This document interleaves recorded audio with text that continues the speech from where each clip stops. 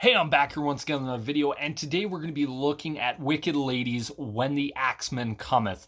Released, really the dates are very mixed. I have a feeling it was a garage project that kind of got shelved, and as the years have gone on, has gotten later and later releases and re-releases of this album, and has actually sparked kind of, I believe, a cult following of Wicked Lady. Now, Wicked Lady consists of, at least on this album, Bob Jefferies on bass, Dick Smith on drums, and Martin Weaver on guitar. Now, the whole album is, I guess the best way to say the genre of it, is very much it's a jam album or a garage album, if you so prefer. Because it really has a lot, like the production quality is not very high quality, but the songs surprisingly are really damn good.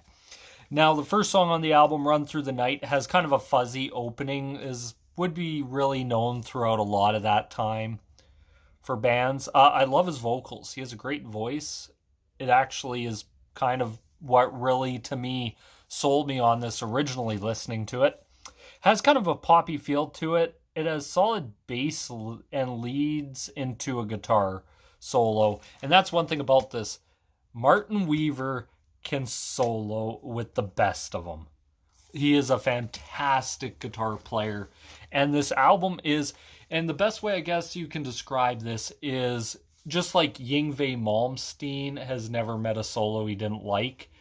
This guy would almost be up there with Yngwie Malmsteen for just balls out guitar playing. It's insane. And some of the stuff on this, it's so heavy. It really is so damn heavy, this stuff, that even Tony Iommi would be proud of how goddamn heavy this album is. On to song number 2, War Cloud. Changes it up. Has an acoustic opening, but it is still very heavy sounding. It has a great feel to it. I love the singing style of it. It's very much an anti-war song.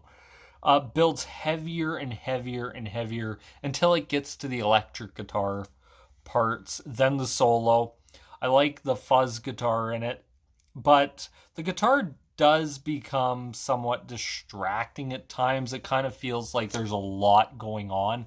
Now, if you're somebody that really loves noise rock, this would probably be your album. For people that don't like it and can't get into it, yeah, you probably won't get into this album. It is very noise-filled. On to song number 3, The Axeman Cometh. Kind of has a funky feel to it. I wouldn't say it's straight-out funk, but it just has that funky feel to it. The twin guitar parts during the solo. Some of the guitar tones are absolutely amazing what he got on this song. It just blew me away. Just with the wah. This guy loved a wah pedal more than probably Jimi Hendrix. Probably more than Mick Box or anybody else. You can really hear these wah solos and they just sound so damn good. One guitar, it really much is a guitar wankfest, this entire album. If you're a guitar player and you love guitar, this would probably actually be a great album for you. On to song number 4, Life and Death.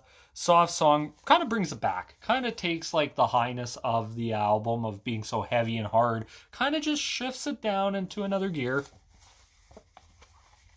which actually works really well. The vocals on this, I believe, are top notch. I love how it builds.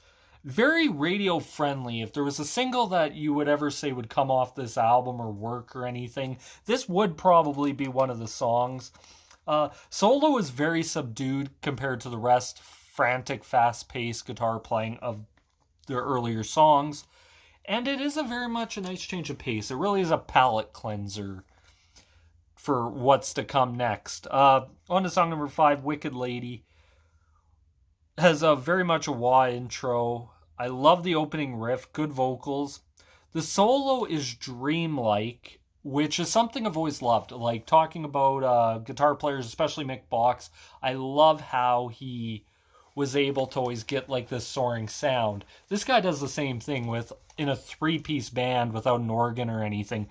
It really shows how darn good he is. And it's a great solo, really, to lose yourself in. Like, I found myself at times losing myself in these solos to the point where it's like, holy crap, a 10-minute song didn't feel like 10 minutes. Like, there are a lot of 10-minute songs on this album, but it works really well. On to song number 6, Out of the Dark. The intro is soft and it builds, and it feels like they're playing around riffs, or at least a set rhythm, which works very well. Bands that can do that well, I've always said Pink Floyd's A Saucer Full of Secrets, especially Set the Controls for the Heart of the Sun, does a great job of drumming around a riff, where it doesn't need to be guitar solos or whatever. It's just great stuff from the rhythm section.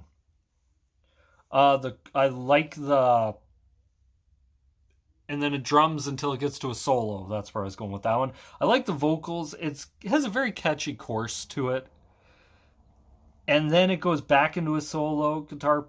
The guitar player in this is amazing. Martin Weaver is a fantastic guitar player.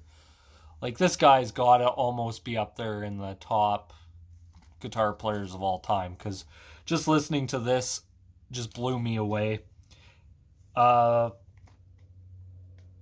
If in doubt, this is what I feel like. If in doubt, they don't know where to go, just solo. That's pretty much all they do throughout this. And it still sounds great. Really great song. On to song number 7, Rebel. I like the rhythm. Solo to start. Vocals are spot on, but this song actually ends very abruptly, where it's like kind of jarring how abruptly it actually does end. On to song number 8, Living on the Edge. A very melodic intro, which is something you hear once in a while on this album, but this song used it really well. This is probably the best use of it. I love this solo. It has such passion to it. It's almost a blues solo. The musicianship is spot on throughout this entire album. To be a 3-piece, you have to be tight together, and these guys were. Typical singing style from them. A frantic solo. And it has a way to bring it back. They take that frantic solo and bring it back in a good way. I love the energy the album ends on. It really does. Now, looking at Wicked Lady, they did another album after this called Psychotic Overkill, which I love absolutely. This is probably more of their melodic side. Psychotic Overkill is more of their balls out rock and roll. We're going to shove it down your throat.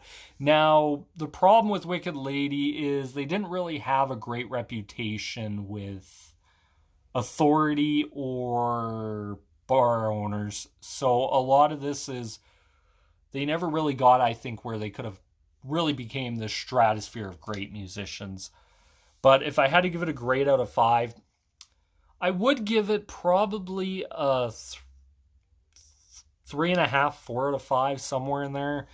Because the guitars can get a little overbearing at times. Like, I love guitars, but even this, it's like, holy crap, how much more? How much more can you take? But anyway, that's me here. That's my thoughts and opinions on it. I love to hear, if you guys listen to this album, what you think of it. This is me here signing out. Peace.